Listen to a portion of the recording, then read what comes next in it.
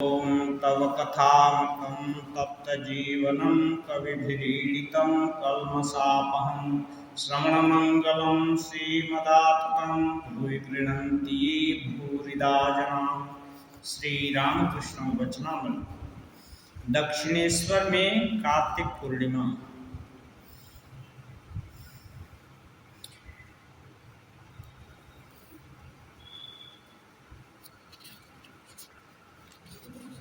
श्री रामकृष्ण कह रहे हैं, ईश्वर के चरण कमलों में भक्ति ही सार है, शेष सब मिथ्या। मणिमल्लिक कह रहे हैं, तुलसीदास की एक और बात है, स्पर्श मणि लगते ही अष्टधातु सोना बन जाती है। उसी प्रकार सभी जातियां चांडाल तक हरि नाम लेने पर शुद्ध हो जाती हैं। और वैसे तो बिना हरि नाम चार जात चमार, मैंने बिना जो भी हरि नाम नहीं लिया वो एकदम तुच्छ है। श्री रामकृष्ण, जिस चमड़े की खाल छूनी भी नहीं चाहिए उसी को पका लेने के बाद फिर देव मंदिर में भी ले जाते हैं। हाँ, जिस चमड़े की खाल को छूते नहीं हैं लोग, हमारा चीज नहीं छूते हैं ना। छूने के बाद आदमी भी मर जाए तो छूने के बाद क्या करते हैं, स्नान करते हैं। तो अब लेकिन उसी को अच्छा से पका लिया, शुद्ध कर लिया, तो वो देव मंदिर में भी ले जाते हैं। ईश्वर के नाम से मनुष्य पवित्र होता है, इसीलिए नाम संकीर्तन का अभ्यास करना चाहिए। मैंने यदुमल्लिक की माँ से कहा था, जब मृत्यु आएगी तब यही संसार की चिंता होगी, परिवार, लड़के लड़कियों की चिंता, मृत्यु पत्र की चिंता, यही सब चिंताएं आएंगी। भगवान की चिंता न आएगी। उपाय है उनके नाम का जप करना, नाम कीर्तन का अभ्यास करना। यदि अभ्यास रहा तो मृत्यु के समय में उन्हीं का नाम मुंह में आएगा। अभ्यास रहा तो बिल्ली के पकड़ने पर चिड़िया की चा चा बोली ही निकलेगी। उस समय वह राम राम हरे कृष्ण न बोलेगी। मैंने आपको सिखाती है ना, राम राम बोलो, ये बोलो, लेकिन जब कोई बिल्ली उसको पकड़ ले तो अपना स्वाभाविक ये करेगा। इसलिए श्री रामकृष्ण कह रहे हैं कि ईश्वर के नाम का अभ्यास करना है। यदुमल्लिक भक्त थे, उनकी माँ बूढ़ी थी, तो उनको बोलते हैं कि ये घर का बच्चा अमुक तमुक नाती नतकुर ये सब करते करते इनकी ही याद आएगी, भगवान की याद नहीं आएगी। इसलिए अभी से अभ्यास करो तब होगा। बलराम के पिता मणिमल्लिक, वेणुपाल ये सब अब वृद्ध हो गए हैं। क्या इसीलिए श्री रामकृष्ण उनके कल्याण के लिए ये सब उपदेश दे रहे हैं? श्री रामकृष्ण फिर भक्तों को संबोधित करके बातचीत कर रहे हैं। श्री रामकृष्ण एकांत में उनका चिंतन और नाम स्मरण करने के लिए क्यों कहता हूँ? संसार में रात दिन रहने पर अशांति होती है। देखो ना, एक गज जमीन के लिए भाई भाई में मार काट होती है। कह रहे हैं संसार में रात दिन रहने पर अशांति होती है। देखो ना, एक गज जमीन के लिए भाई भाई में मार काट होती है। सिखों का कहना है कि जमीन, स्त्री और धन, इन्हीं तीनों के लिए इतनी गड़बड़ तथा अशांति होती है। तुम लोग संसार में हो तो इसमें भय क्या है? राम ने जब संसार छोड़ने की बात कही तो दशरथ चिंतित होकर वशिष्ठ की शरण में गए। वशिष्ठ ने राम से कहा, राम, तुम क्यों संसार को छोड़ोगे? मेरे साथ विचार करो। क्या संसार ईश्वर से अलग है? क्या छोड़ोगे और क्या ग्रहण करोगे? उनके अतिरिक्त और कुछ नहीं है। वे ईश्वर, माया, जीव जगत सभी रूप में प्रकट हो रहे हैं।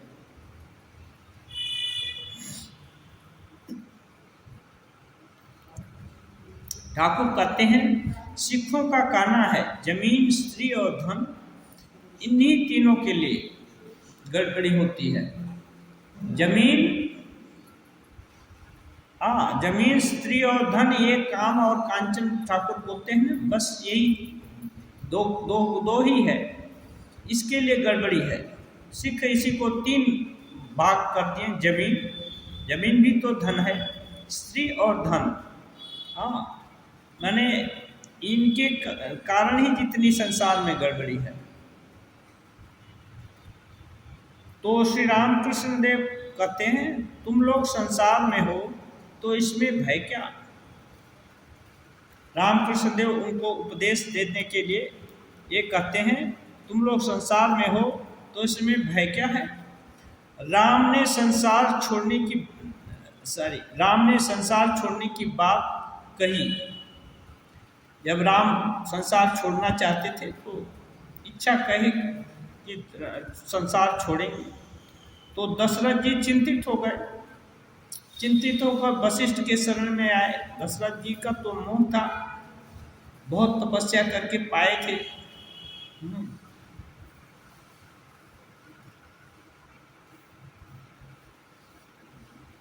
इसलिए अब उनको किसी तरह से छोड़ना नहीं चाहते थे, छोड़ने से ही उनके प्राण चले जाएंगे। तो वशिष्ठ जी ने राम जी से कहा, राम तुम संसार क्यों छोड़ोगे? पूछे, प्रश्न करते हैं। और राम जी तो अपना स्वरूप जानते हैं। राम जी साधारण अज्ञ लोगों की तरह तो है नहीं, और इस चीज को वशिष्ठ जी भी जानते हैं। तो वशिष्ठ जी बोले, राम मेरे साथ विचार करो। क्या संसार ईश्वर से अलग है?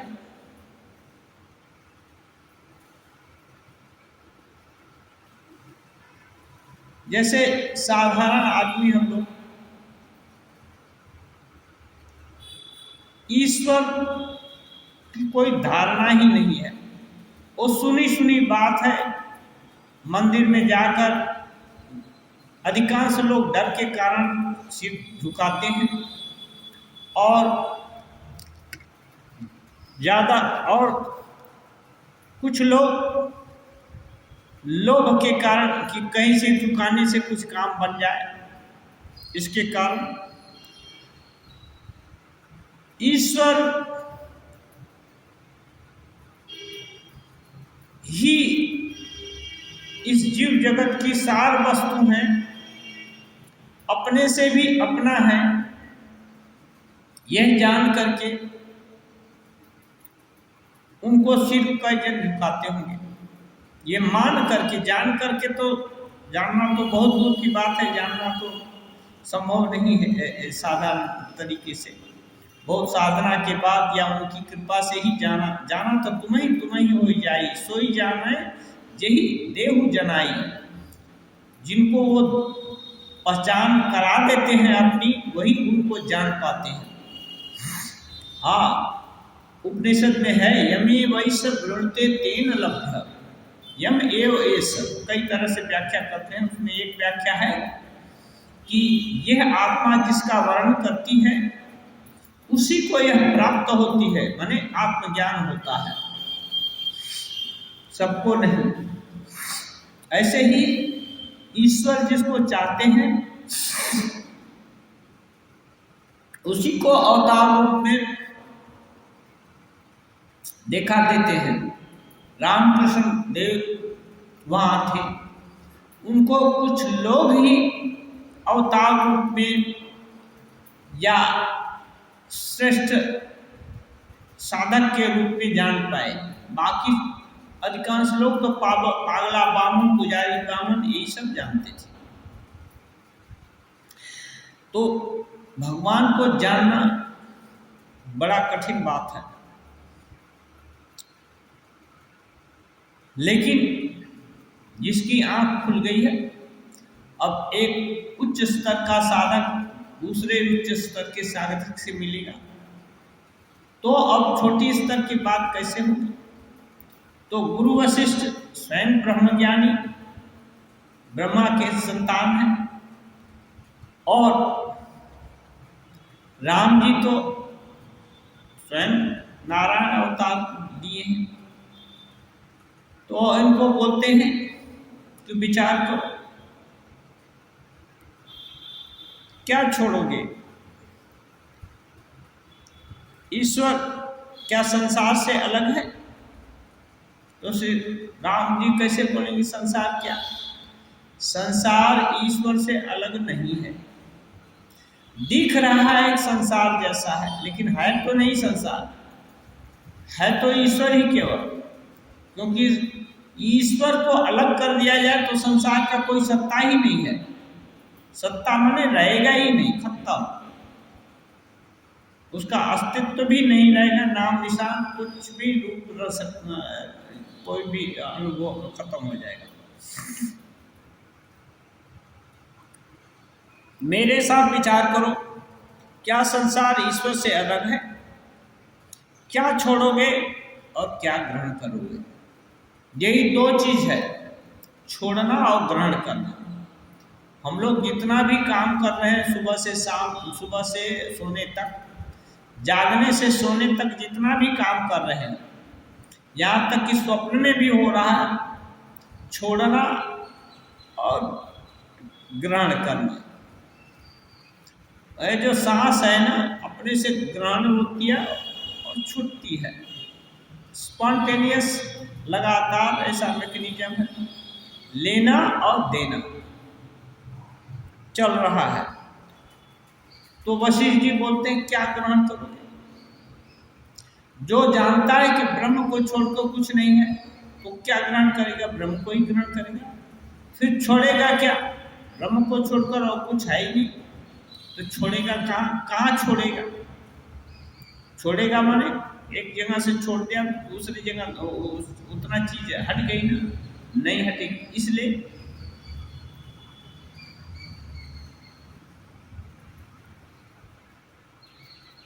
ये पूर्णमद पूर्णमिदं पूर्णात् पूर्णमुदच्यते ये मंत्र है, ये सब कुछ पूर्ण है। वैसे ब्रह्म से ही पूर्ण है, फिर पूर्ण में से पूर्ण को निकाल भी दे तो पूर्ण ही बचेगा, कुछ नहीं, खत्म नहीं होता। तो राम जी जानते हैं, वशिष्ठ जी को ये मालूम है, दशरथ जी को मोहबस नहीं मालूम है। राम जी हर समय दशरथ जी को नहीं मालूम रहता कि वो भगवान के अवतार हैं, इसलिए मोहबस वशिष्ठ ये विश्वामित्र को भी नहीं देना चाहते थे।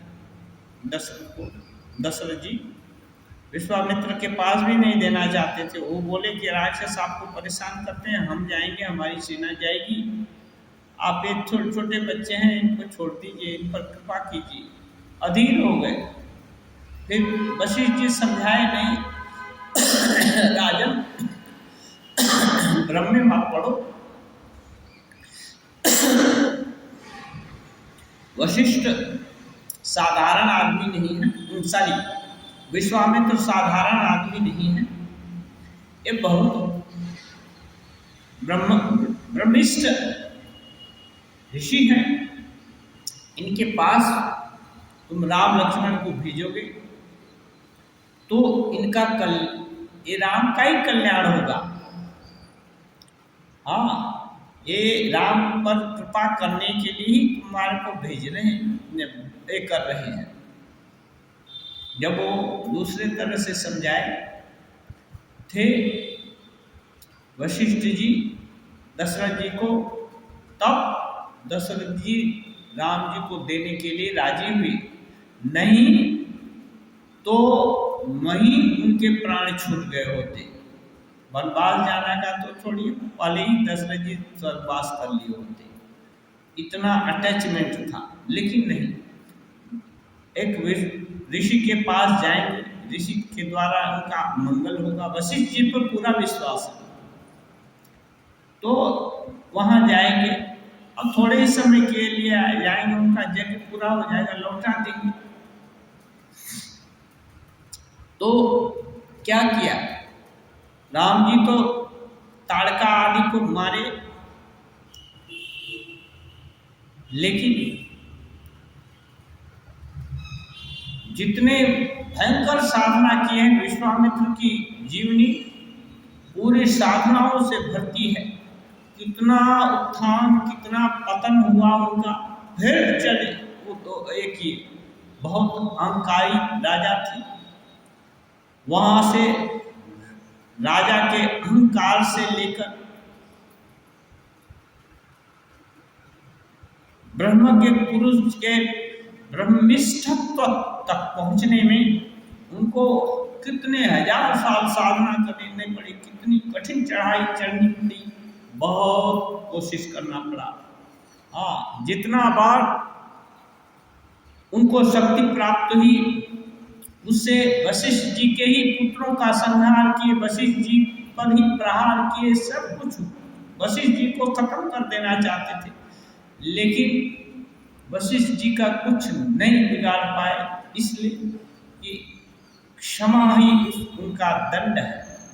दंड माने जो किसी एक सहारा बोलते हैं, और एक है उसमें शक्ति होती है दंड में। तो ये जो ब्रह्म दंड है उसका मुख्य अस्त्र है क्षमा। तो इसके कारण विश्वामित्र के सभी अस्त्र शस्त्र फेल हो गए, अभी कुछ नहीं कर पाए वशिष्ठ का, लेकिन उनके पुत्रों का सर्वनाश कर दिए, खत्म, 100 पुत्र को खत्म कर दिए और बहुत कुछ कष्ट दिए। नंदिनी को नहीं ले जा पाए, उनकी कामधेनु गाय थी, उसको नहीं ले जा पाए। लास्ट में वशिष्ठ ही उनको ब्रह्मिष्ठ की कह के पुकारी, और ये तो सत्यवादी थे। तब विश्वामित्र के दिल में संतोष हुआ कि अब हो गए, तपस्या पूरी हो गई, नहीं तो अपनी तपस्या से त्रिभुवन को जला देना चाहते थे, इतनी तपस्या कर रहे थे। कष्ट देने के लिए नहीं, ब्रह्मिष्ठ पुरुष होने के लिए उनको लगा कि हम इतना तपस्या की, इतनी शक्ति, सब शक्ति ये ब्राह्मणत्व की शक्ति के पीछे हार गई, तो अब ब्राह्मण बनकर ही दिखाऊंगा, ये संकल्प ये विश्वामित्र में है। वशिष्ठ जी तो जन्मजात आए थे, हाँ, इतनी लोहा नहीं, लेकिन विश्वामित्र का लाइफ है पूरा लोहा लिए, और कितना संघर्ष, कितना क्रोधी, कितना महत्वाकांक्षी आदमी, राजा, इतने उद्दंड स्वभाव, वो सबसे संघर्ष करते करते ब्रह्मिष्ठ क्षमावान हो गए एकदम। वो चाहते तो एक हुंकार से राक्षसों का, ताड़का, सुबाहु, जो भी कोई थे मारीची वगैरह, ये सबको एक फूंक से जला दे सकते थे, लेकिन नहीं, अब ब्रह्मिष्ठ अवस्था में हो गए, तो अब किसी का नुकसान नहीं करेंगे, किसी का अमंगल नहीं करेंगे। तब इसके लिए राम जी को मांगने गए, तो राम जी का जितना भी ये अपने जीवन में साधना किए थे, बहुत तपस्या से बहुत सारा अस्त्र शस्त्र पाए थे, दिव्यास्त्र। यद्यपि राम जी स्वयं ईश्वर हैं, उनके पास अस्त्रों की कमी नहीं, चाहने से मन से ही प्रकट कर सकते थे, लेकिन नहीं, ये नर देह धारण हुआ है, यहाँ किसी को उपलक्ष्य होना पड़ेगा, तो वो अपनी तपस्या का जितनी भी अस्त्र शस्त्र पाए थे सब राम जी को दिए, और एक बला और अबला, एक दो विद्या होती है, उससे भूख प्यास नहीं लगेगा, नहीं खाने से भी कुछ नहीं होगा, न तो दुबले होंगे न तो भूखे होंगे, कुछ नहीं। बला अबला एक जो विद्या है ना, ये दोनों भाइयों को दी थी। इसलिए भूख प्यास पर विजय हो गई, तब तो युद्ध करेंगे ना। और इससे भी राम जी की शक्ति सीता जी से भी मेल विश्वामित्र ही कराए थे, वशिष्ठ जी जाकर ये सब नहीं कराए थे, विश्वामित्र ही धनुष यज्ञ में ले गए। और धनुष तोड़ने के बाद तब लास्ट में दशरथ जी के यहाँ खबर आता है कि मिथिलाधिपति आपको बुलाते हैं राम जी का विवाह में।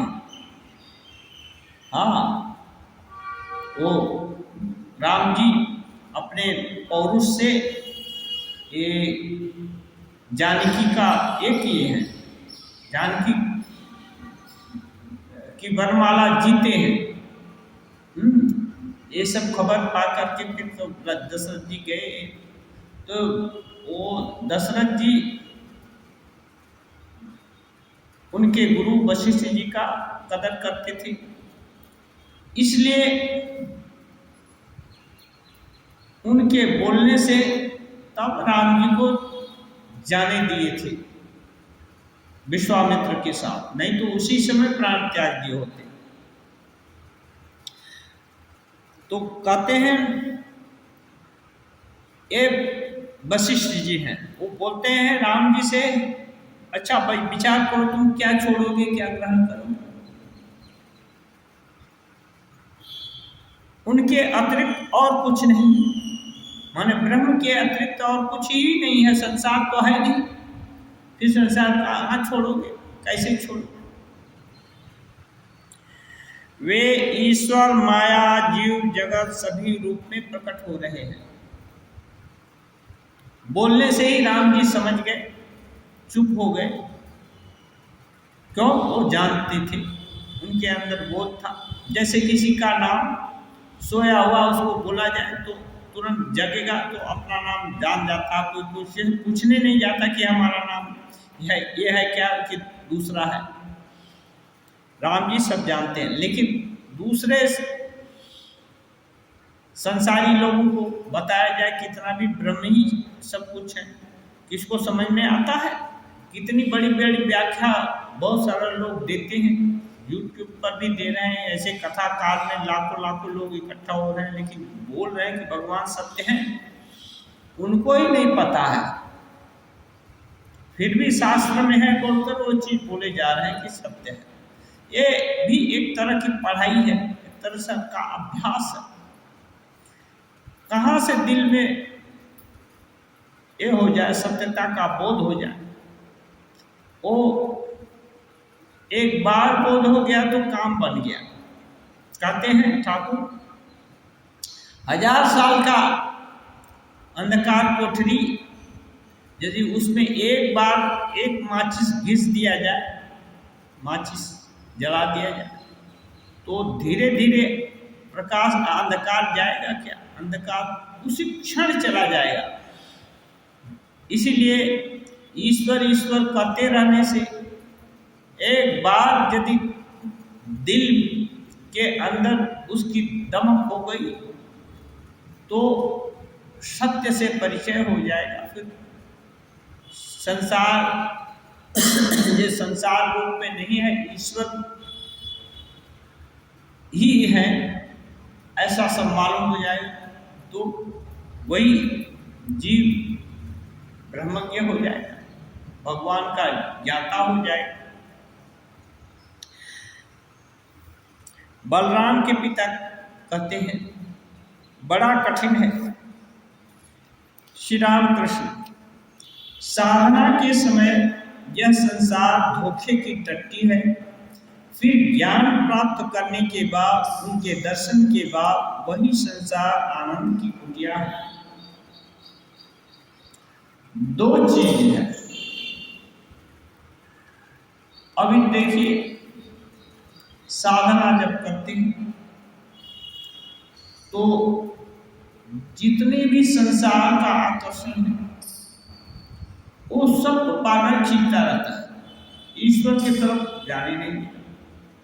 जो चीज बार बार खींच रही है, अच्छा साधारण तरीके से देखें हम, कोई चीज खाने की वस्तु है, उसमें मिठाई ज्यादा है, अच्छा है, पुष्टिकर है, फिर भी गले से बाहर खा लेंगे तो पुष्टिकर होगा, वो उल्टी हो जाएगा ना, नुकसान करेगा।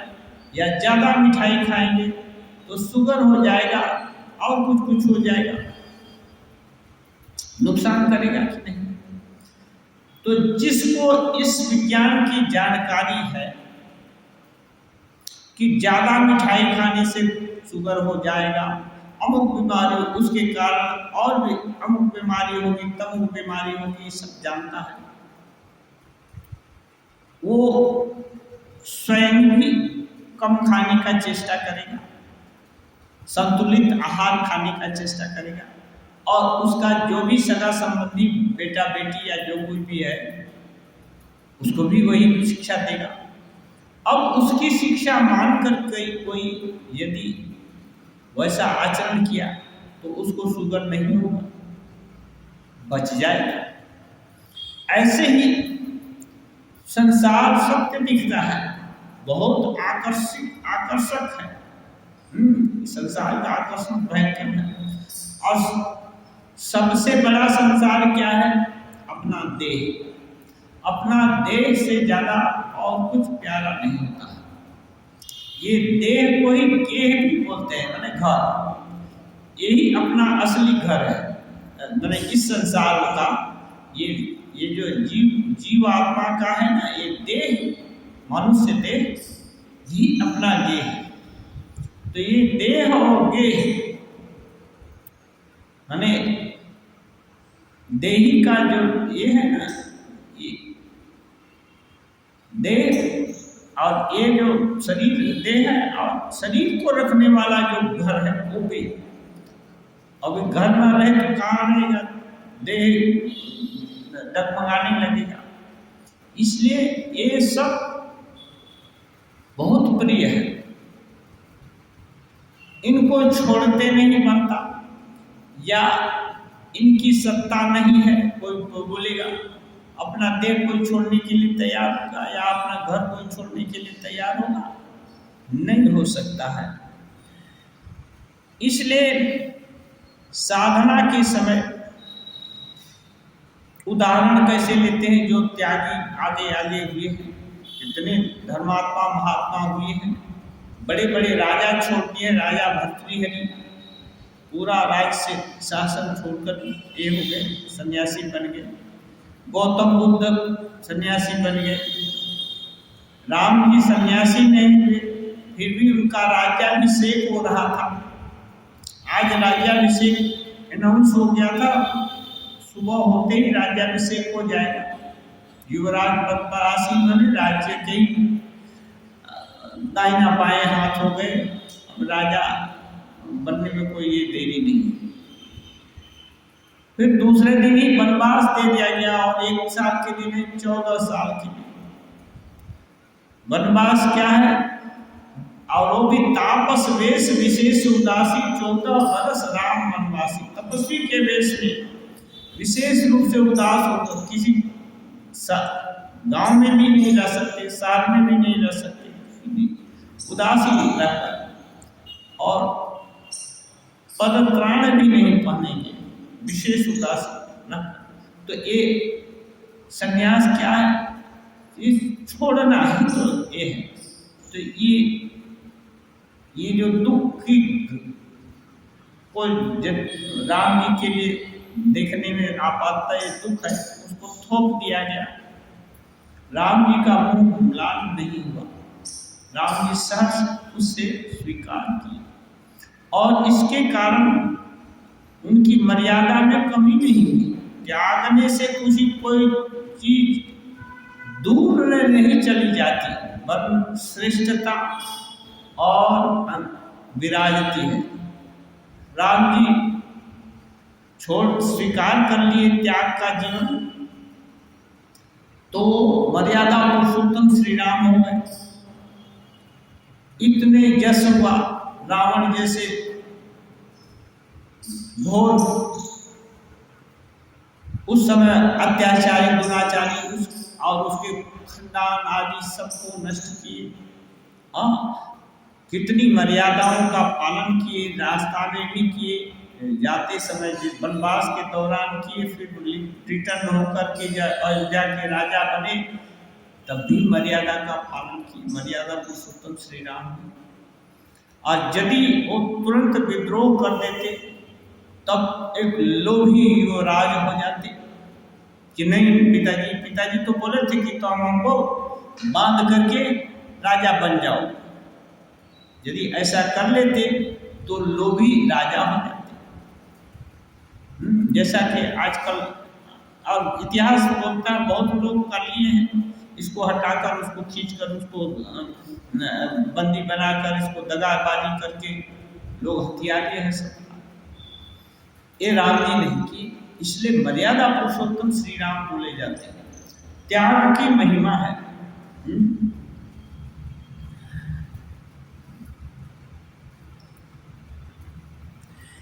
तो क्या है संसार? ये संसार ही संसार के जैसा दिखता रहेगा तो आध्यात्मिक दृष्टिकोण खुलेगा ही नहीं, वो चीज नहीं दिखेगा। इसलिए महापुरुष लोग जो रास्ता दिखा दिए हैं, गुरु दिखा दिए हैं, साधना के समय ये समझना पड़ेगा, ये संसार धोखे की टट्टी है। टट्टी माने धोखा की टट्टी किसको बोलते हैं?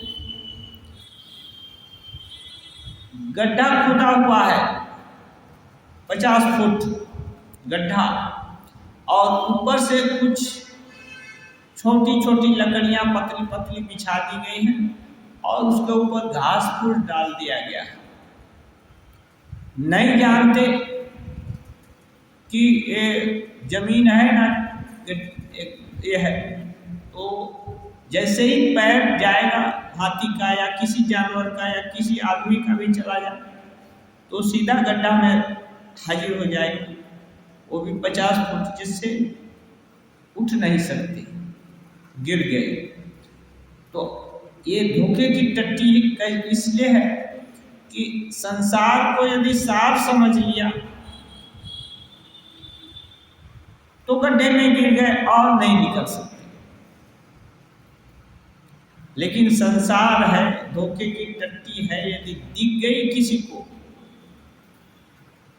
अलर्ट हो गया और थोड़ा सा लकड़ी मकड़ी लेकर के टेस्ट किया कि यहाँ दलदल है, आगे नहीं जाना है, टेस्ट करके वहाँ से हट गया तो बच गया ना। ये धोखा है, आगे उससे यदि हट गया तो बच गया। तो ये संसार जो दलदल है, इसको कौन बताएगा कि यहाँ दलदल है, ये चीज दलदल है या ये चीज है? तो बोलते हैं संसार परमानेंट नहीं है, अनित्य है, ये थोड़े दिन के लिए है। तो जो कम मूल्य वाली वस्तु है उसको उतना मूल्य क्यों देना है, ज्यादा मूल्य नहीं देना है। इसलिए इसको एक करो, क्या संसार को थोड़ा तवज्जो देना है, तब फिर किसको देना है, बाकी तो करेंगे क्या। मन संकल्प विकल्प वाला है, किसी चीज को लेकर ही रहेगा, तो बड़ी चीज लेकर रहो। चीटे गुड़ नहीं खाओ, मिठाई खानी है तो मिश्री खाओ, उससे दांत में कीड़े भी नहीं पड़ेंगे और चट नहीं करेगा।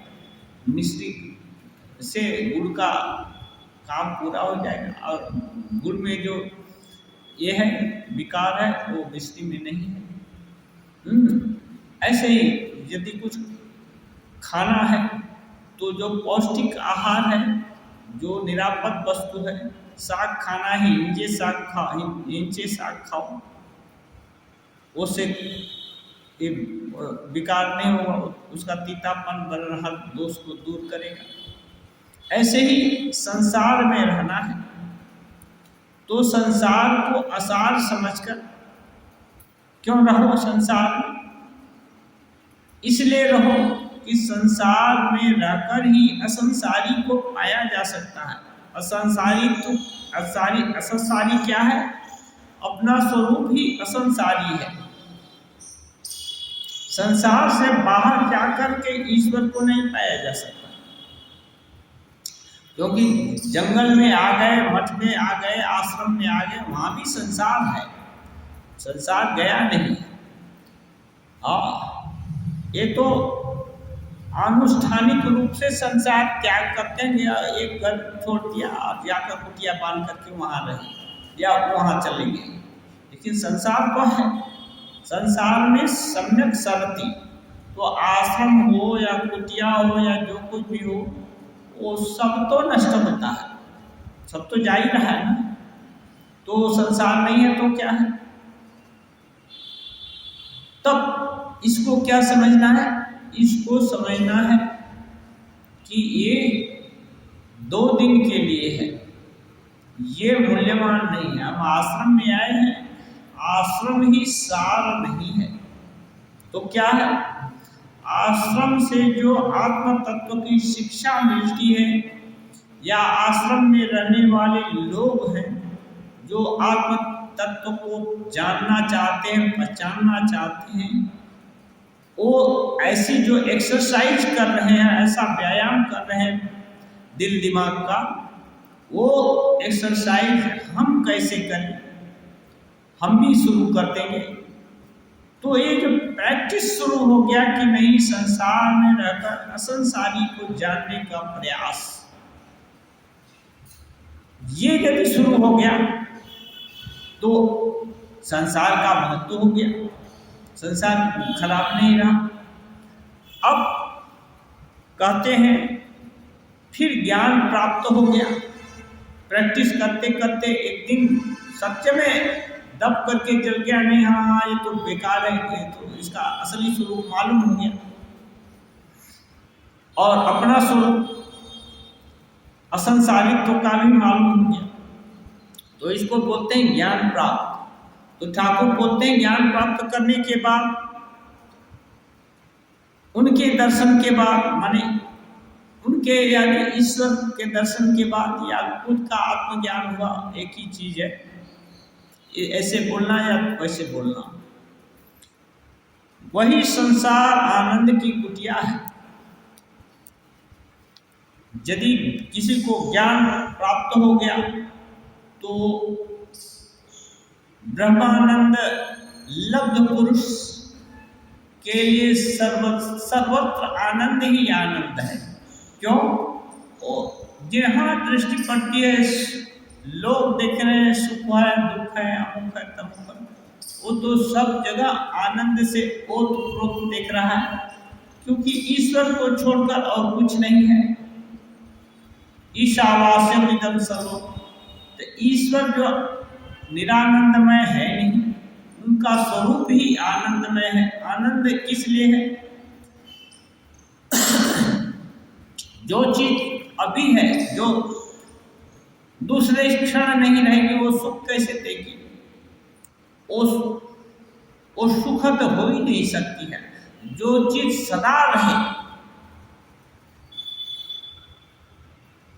वो सुख रूप ही है, क्योंकि कोई चीज नष्ट, कोई भी आदमी ऐसे देखे तो कोई भी मरना नहीं चाहता, नष्ट नहीं होना चाहता, या सोच नहीं पाता कि कल हम नहीं रहेंगे। भले ही शरीर नहीं रहेगा, लेकिन हम नहीं रहेंगे ये नहीं एक दिल में आता है, इसलिए रहने की इच्छा है। तो ये जो आत्मज्ञान होने से स्वस्वरूप जो हर समय रहेगा, था है, रहेगा, ये बोध हो जाता है। तो इसी बोध को में जो वो बोलते हैं आनंद, सदा आनंद। तो इसलिए इसी संसार से ही तो हुआ, तो संसार फिर आनंद की कुटिया हो जाती है। अब जहाँ दो ऐसे महापुरुष मिले जो ब्रह्मज्ञ हो गए हैं, जिनको भगवान लाभ हो गया हो, अब उनके लिए संसार में निरानंद का कोई बात नहीं है। लेकिन जो शुरू का साधक है, जिसकी दृष्टि हर समय संसार के विभिन्न चीजों में आसक्त है, अब वो बोलेगा कि सब आनंद है, तो यह विषय को ही आनंद समझता है, जबकि विषय बहुत छोटा आनंद है। तो विषय के आनंद को वही आनंद समझने लगता है, तो असली चीज नहीं पा पाता है, नहीं पाएगा। हाँ, ये एक कारण है। इसलिए जो जान गए कि सर्वत्र ब्रह्म ही है, ब्रह्म ही सब कुछ हुए हैं और स्वयं ही ब्रह्म है, बस उसके लिए सर्वत्र आनंद है। इसलिए राम जी तो ये जानते हैं, वशिष्ठ जी बोलने से क्या छोड़ोगे, क्या ग्रहण करोगे, तो वो चुप रहे, क्योंकि वो अपना स्वरूप जानते हैं। इसलिए वो घर द्वार छोड़ करके सन्यासी नहीं हुए। सन्यासी कौन होता है? जिनको कि यह है आत्म का बोध नहीं है। जो आत्मज्ञानी है वो तो बौद्ध सन्यासी है, उसको सन्यास और अलग से लेने का क्या जरूरत है? जैसे सुखदेव जी का सन्यास का वर्णन कहीं नहीं मिलता है। वो गुरु के पास उनके पिताजी भेजे थे जनक जी के पास, लेकिन वो सन्यास दीक्षा तो नहीं ली। वो जाकर के उनको उपदेश दिए कि जो विभिन्न तरह की परीक्षा कर लिए, उसके बाद बताए कि ये देखो तुम्हारी अवस्था ही ब्रह्म ज्ञान की अवस्था, बस इतना ही जानने से ही बस तुरंत वो मान लिए, खत्म बात हो गई। दूसरे को बोला जाए कि नहीं कुछ नहीं, भगवान स्वरूप ही हो, यहाँ किसी को बोल दिया जाए, उसको कभी होगा नहीं होगा, क्योंकि अपने अंदर दुनिया भर का विकार ही दिखता है। भगवत सत्ता का तो अनुभव कभी किया नहीं। तो कोई 70 बार बोलने से भी वो सोचेगा हो सकता है खुशामद कर रहा हूँ या कुछ कर रहा हूँ, इसके लिए ऐसा बोलता है। कोई इसलिए दिल में कितना भी बोले दिल में नहीं लगता है। तो ये एक चीज़ है।